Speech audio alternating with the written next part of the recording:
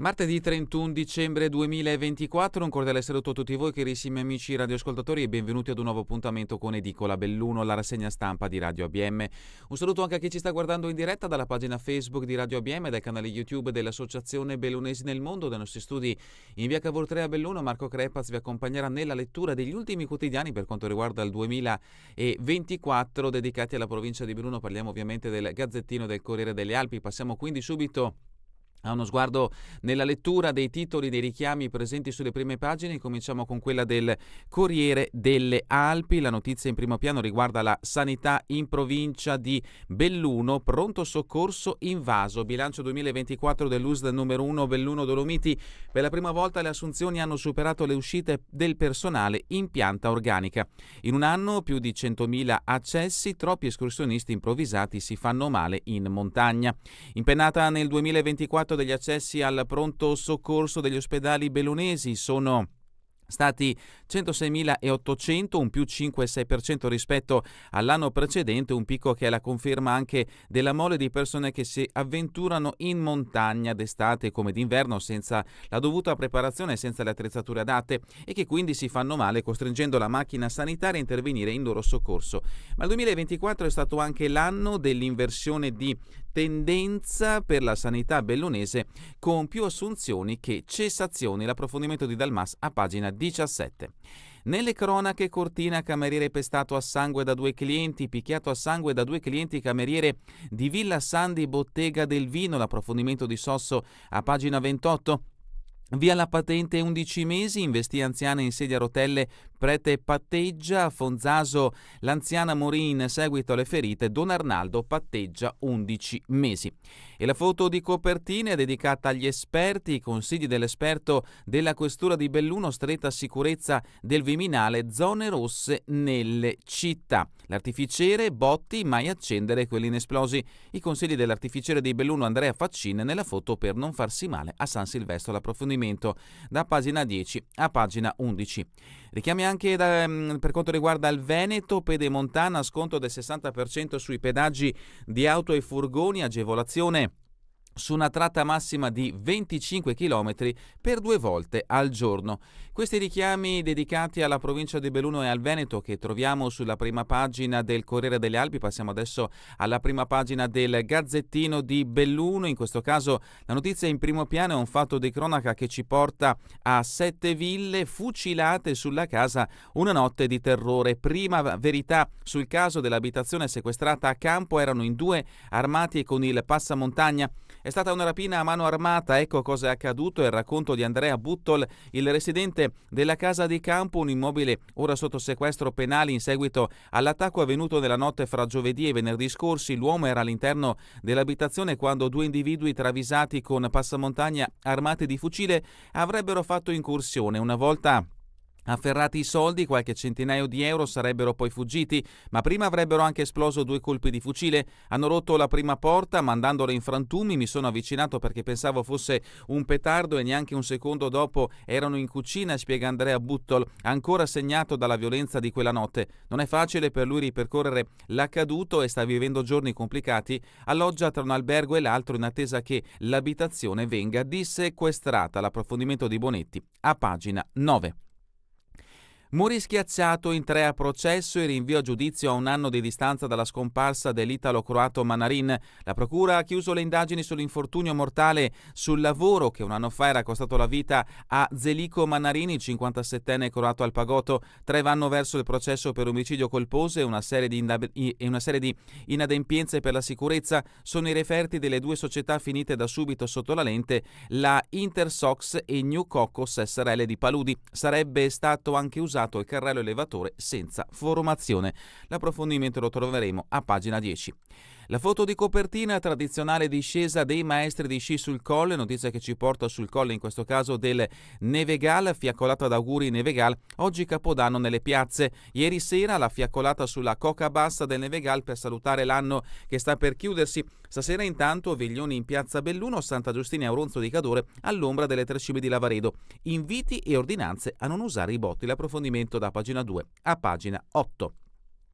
Primari Olimpiadi, lista di attesa, la sanità vuole di più, l'approfondimento di Daniela De Donà lo troveremo a pagina 3. Cortina, autonomia, investimenti, aeroporto, Zaia e Santanchè a ruota libera in Ampezzo, l'approfondimento a pagina 12.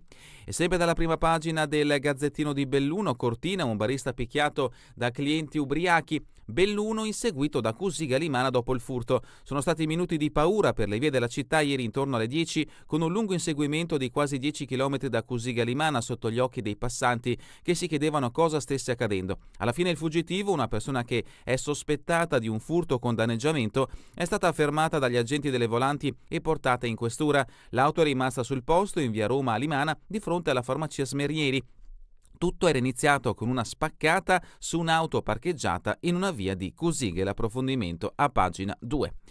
Non c'è più rispetto per Babbo Natale, quello ecologista vandalizzato al Ponte delle Tezze, richiamo dalla prima pagina del Gazzettino di Bruno che ci porta a Feltre, l'articolo a pagina 8 a firma di Scarton, e dal capoluogo Aldo Bernardi, addio al punto di riferimento dei panificatori. Ok, talenti locali penalizzati dagli oriundi delle nazionali. Tito Meneghetti alza la voce contro il possibile ritorno di una tendenza già vista e ora sul punto di manifestarsi di nuovo per i Giochi 2026. L'approfondimento di Giovanni Santin a pagina 13. E addentriamoci all'interno di questa edizione del Gazzettino di Belluno, siamo a pagina 2. Le fiacole aprono la notte dei veglioni. Ieri sera sul Nevegal la discesa dei maestri di sci e snowboard lungo la Coca Bassa tra gli applausi di centinaia di sciatori. Festa in piazza stasera a Belluno, ma anche a Santa Giustina e ad Auronzo di Cadore all'ombra delle tre cime di Lavaredo. Né botte né botti, la campagna PACA per tutelare animali ma anche i fragili, e ancora, lo abbiamo sentito da richiamo dalla prima pagina, ladro in fuga inseguito fino a Limana. Gli approfondimenti vi aspettano a pagina 2. Siamo invece a pagina 3, un anno di sanità, obiettivo azzerare tutte le liste d'attesa, in arrivo 7 primati, da ieri coperta anche la chirurgia affidata a Luca Bonariol dell'USL numero 2, curarsi a casa seguiti da un fisioterapista, servizio di teleriabilitazione quasi pronto.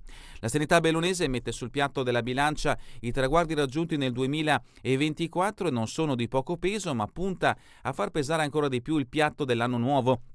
All'orizzonte, a detta del direttore generale dell'USL numero 1 Dolomiti Giuseppe Dalbene, vi sono varie progettualità, alcune già in fase di attuazione. E a proposito di USL numero 1, le sfide delle Olimpiadi, il Codivilla sarà policlinico e il personale è già in pista. 2 gli ospedali identificati come olimpici, ovvero il San Martino, è presente nel capoluogo, e il Cafoncello, presente a Treviso. Continuiamo con pagina 5, la legge sulla montagna, primo passo per crescere, il presidente Padrin e i pilastri del 2025, Olimpiadi e servizi contro lo spopolamento, discreto ottimismo guardando anche ai fondi di confine per le spese correnti. E sempre dalla provincia, Dolomiti Ambiente, una seconda asta per gestire Maserotta, la provincia rimette in vendita la sua quota del 92,4%, la prima gara era andata deserta, parte del ricavato sarà girato alle unioni montane, come promesso. Questa è la dichiarazione del presidente della provincia Roberto Padrin. Siamo a pagina 8, notizia che ci porta nel capoluogo, un verde nuovo per il viale del cimitero, il progetto da 320.000 euro prevede di sistemare gli ambiti incolti realizzando spazi che valorizzino anche la biodiversità, saranno piantumate 286 piante tra specie arboree e arbustive, l'opera assorbirà 12 tonnellate di anidride carbonica in 10 anni. Gli appezzamenti su cui si interverrà sono collocati in ambito di interesse ambientale vicini all'area urbana. E sempre dal capoluogo ciclabile di Levego finalmente parte la gara, Franco Roccon, l'avvio dei lavori già a primavera, un'opera attesa e che serve per la sicurezza. Lutto per quanto riguarda invece il mondo del commercio e dell'artigianato, addio all'ex presidente dei panificatori, è stato un riferimento per il settore, il cordoglio Ascom per la scomparsa di Aldo Bernardi. Spostiamoci a Feltre, ecovandali prendono di mira Babbo Natale, il pupazzo era stato installato lungo la passerella tra il Colmede e l'Unione, vediamo appunto il Babbo Natale degli eco-volontari, poi danneggiato purtroppo dai vandali. Sempre da Feltre, Capodanno sicuro, controlli serrati sui fuochi artificiali e assicurare rispetto per il nostro prezioso patrimonio artistico. E adesso la notizia che ha aperto questa edizione del Gazzettino di Belluno, stiamo a 7 ville, spari e rapine in casa, ho paura, parla Andrea Buttola, la presunta vittima dell'assalto armato avvenuto nella notte tra giovedì e venerdì in casa sua a Campo. Erano 2 persone con passamontagna e fucile, hanno rotto la porta d'ingresso e poi esploso 2 colpi fuggendo con i soldi. Sul caso indagano i carabinieri. Dopo l'iniziale intervento della compagnia di Feltre, l'indagine è ora in mano agli specialisti del nucleo investigativo, reparto operativo del Comando Provinciale Carabinieri di Belluno, con i militari diretti dalla comandante Francesca Tilocca. Quel giorno, all'alba di venerdì 27 dicembre, a Campo hanno operato anche i tecnici scientifici in tuta bianca che hanno effettuato accertamenti per ore e ore a caccia di tracce per far luce su un quadro ancora poco chiaro. Hanno acquisito diversi reperti che sono ora sotto la lente e stanno lavorando su delle persone. Gli inquirenti mantengono le bocche chiuse e sul caso non hanno mai svelato nemmeno il tipo di reato per il quale si sta procedendo.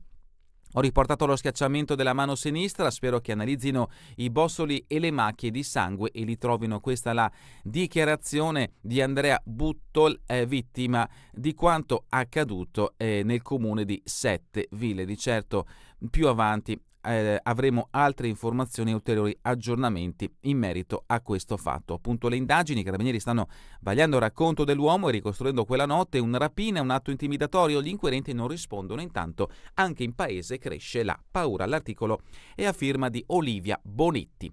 Da Sette Ville a Cesio Maggiore, l'Orsera fulcro turistico dell'intera area feltrina, rilancio vicino al via. Il sindaco Carlo Zanella: investiremo 2,8 milioni finanziati dal fondo dei comuni di confine. Da Cesio a Pedavena, aumentare l'IMU, una scelta dolorosa ma necessaria. Il primo cittadino Nicola Castellazza: abbiamo in serbo opere di mitigazione idraulica e viabilistica.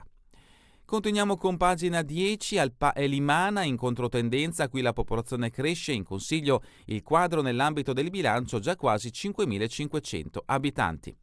Al Pago, operaio morì, 3 verso il processo, chiuse le indagini sul decesso del lavoratore Zelico Manarino, ucciso dal carico che stava predisponendo con altri 2 su un tir. Indagati per omicidio colposo il referente della New Cocos, il datore di lavoro della vittima e il responsabile della Intersox. Tambre sale in Consiglio per riprendere i lupi, ma compare un raro gatto selvatico, come si può vedere da questo scatto. E continuiamo con Cortina, altro fatto di cronaca, rissa in centro, barista picchiato. L'allarme: domenica sera in largo delle Poste sono arrivate pattuglie dalle volanti e i sanitari. All'ospedale un 19enne trevigiano rimasto ferito, sarebbero stati dei clienti ubriachi ad aggredirlo. E sempre da Cortina, addio a Emanuela, la figlia di Lacedelli. La comunità di Cortina ieri ha dato addio a Emanuela Lacedelli, demente, morta nel giorno della vigilia di Natale a 55 anni, classe 1969. I funerali che si sono tenuti nella chiesa della Beata Vergine della Difesa, in tanti si sono voluti stringere alla famiglia e portare le loro condoglianze. Emanuela era la figlia più giovane tra i 3 discendenti di Lino Lacedelli, morto nel 2009, l'ultimo protagonista dell'impresa che nel lontano 1954 portò l'Italia sulla vetta del K2. Ancora da Cortina d'Ampezzo, la commissione valuta le 4 disco, sarà un capodanno in sicurezza. E da Valle di Cadore una targa d'onore per il linguista Giancarlo Soravia. Altre notizie da Vodo di Cadore, in questo caso no ai petardi, multe da 20 a 500 euro, a dichiararlo il sindaco del comune di Vodo di Cadore. Queste le notizie principali che troverete nell'edizione di oggi del Gazzettino di Belluno. Passiamo adesso all'edizione del Corriere delle Alpi con le notizie riferite al territorio bellunese. La prima la troviamo a pagina 16, incentivi alle famiglie per una montagna viva, la sfida della provincia. Il presidente Roberto Padrin guarda al 2025, diamo servizi alle terre alte, un progetto per sbloccare i fondi di confine e usarli anche per Investi Scuola. L'articolo firma di Alessia Forzin. L'anno che verrà porterà il bellunese verso le Olimpiadi, costruiamo una legacy duratura. Questa è la dichiarazione del presidente della provincia di Belluno, Roberto Padrin. E anche il Corriere delle Alpi dedica spazio ai dati riportati dall'USN numero 1 Dolomiti, pronto soccorso più di 100.000 ingressi, in montagna troppi turisti inesperti, bilancio 2024 dell'attività dell'USN numero 1 Belluno Dolomiti, i ricoveri sono stati 23.500, un aumento del 5% rispetto al 2023. Sempre in merito alla sanità bellunese, più assunzioni che cessazioni, abbiamo 47 collaboratori in più, l'organico dell'azienda sanitaria. Continuiamo invece con pagina 19, trasporto scolastico negato, Pulmini a Pian del Monte, azione, basta fare un accordo con un taxi. De Bona, ridicolo non dare servizio a questi 2 bambini, i soldi ci sono, il comune può usare quelli del piano neve. E rimaniamo nel capoluogo il lutto, cordoglio per Bernardi, per 27 anni, guida dei panificatori Ascom, notizia trovata anche nell'edizione del Gazzettino di Belluno. Una notizia invece arriva, buona per le associazioni del capoluogo, contributi a 47 associazioni da Palazzo Rosso, 43.000 euro. Deliberato il sostegno a chi ha organizzato manifestazioni culturali, sportive o per il turismo, ma anche alle realtà che con il loro impegno i volontari aiutano persone in difficoltà. Sempre dal capoluogo, sostegno ai comuni per lavori e mezzi, 4,7 milioni dal BIM. Il consorzio vara il nuovo fondo per finanziare investimenti nel risparmio energetico, nel turismo e nei servizi comunali.